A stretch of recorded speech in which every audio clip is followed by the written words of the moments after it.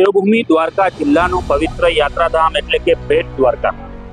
અને બેટ દ્વારકા ખાતે વિશ્વનું એકમાત્ર એક એવું હનુમાનજીનું મંદિર આવેલું છે કે જે હનુમાનજીના મંદિરમાં પિતા અને પુત્ર બંને બિરાજમાન છે. એટલે કે મકરધ્વજજી સાથે હનુમાનજી બિરાજમાન છે અને હનુમાનજીની હાથમાં ગદાની જગ્યાએ દાંડી હોવાથી નામ પડ્યું છે હનુમાન દાંડી.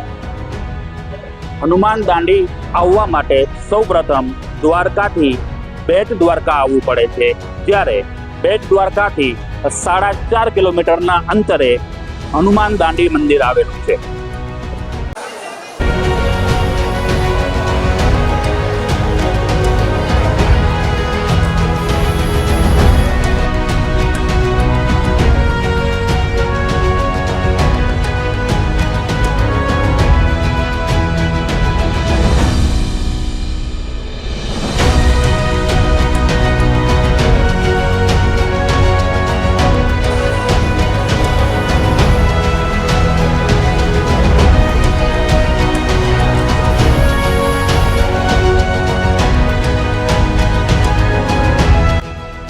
દ્વાપર યુગમાં જેને રમણદ્વીપ તરીકે ઉલ્લેખ જોવા મળે છે એ રમણદ્વીપ એટલે કે આજનું બેટ દ્વારકા.